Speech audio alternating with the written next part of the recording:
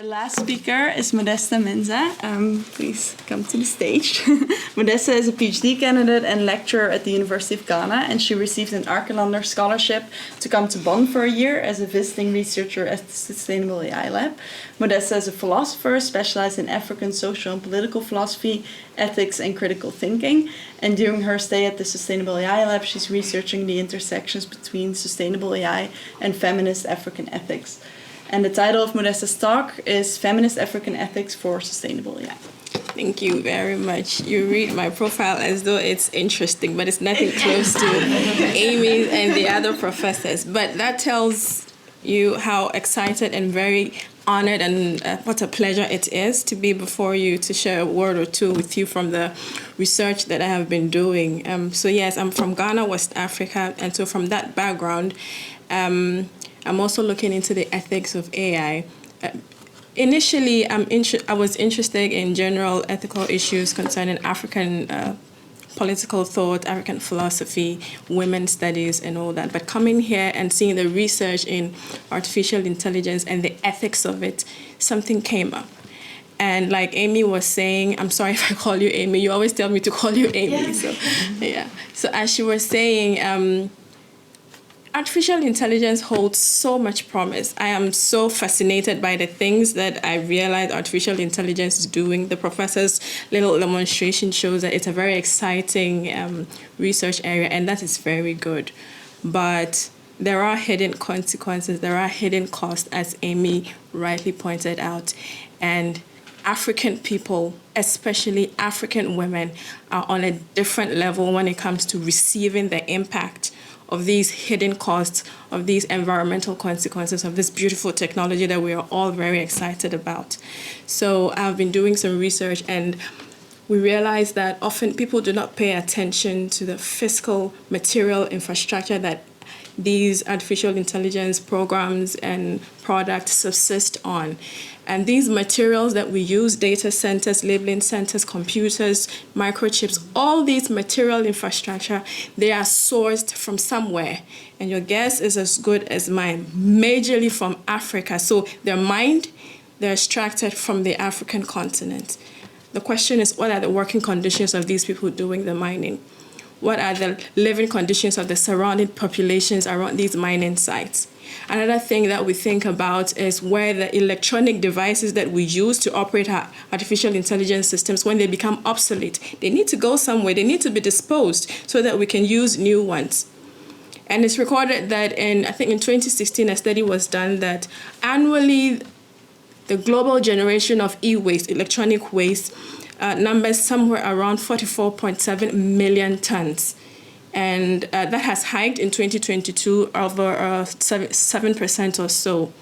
But only 20% of this electronic waste is reclaimed, is recycled, is used for something else. And Europe is doing very well in that space. But the remaining 80%, where do they end up? Asia and Africa.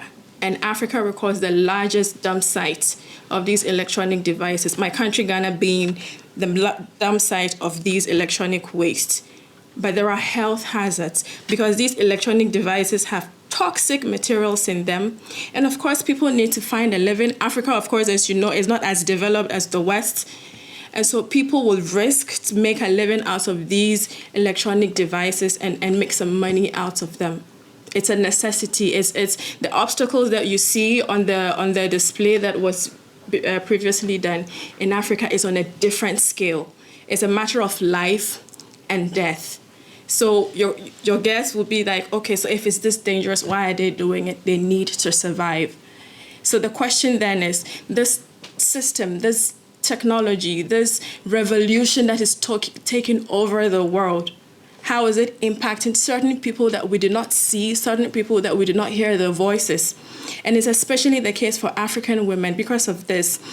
On the African continent, general ethical perspective that operates in most African communities is a system that encourages caring for and concern for one another. So it stresses small responsibilities than rights, than what your personal interests are. So people are born, people are integrated into performing your responsibilities to the society so that everybody flourishes. Unfortunately, because these societies also are organized on patriarchal ideologies, these caring responsibilities are delegated for women.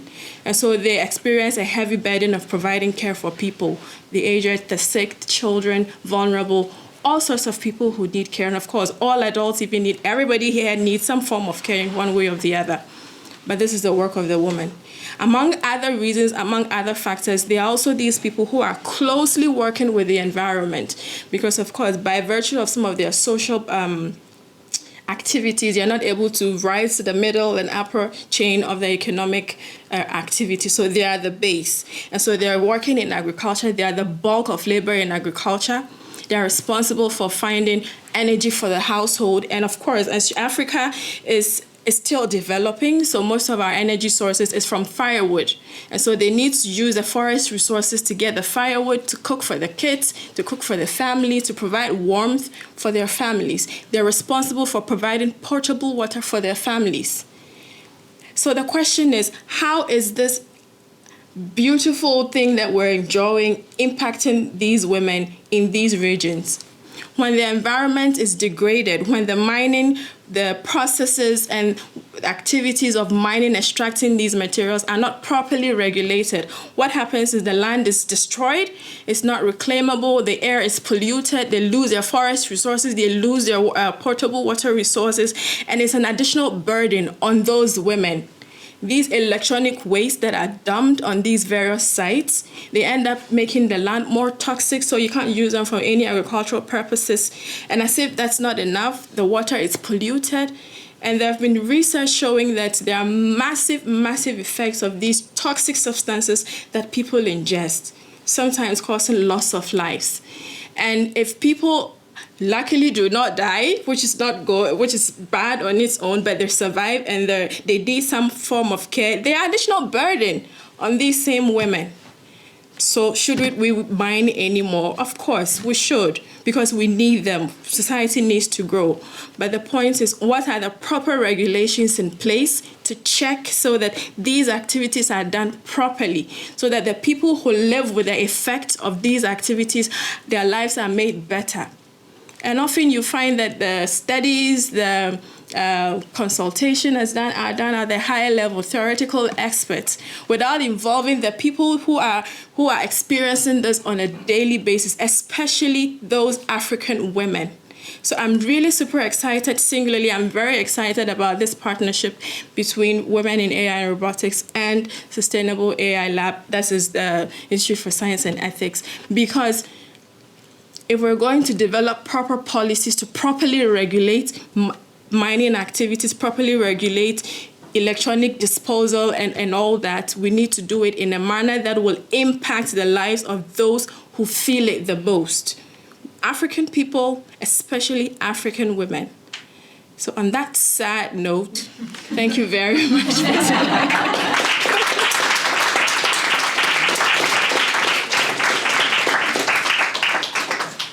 Thank you, Modestha. You gave us all a lot to think about, I think.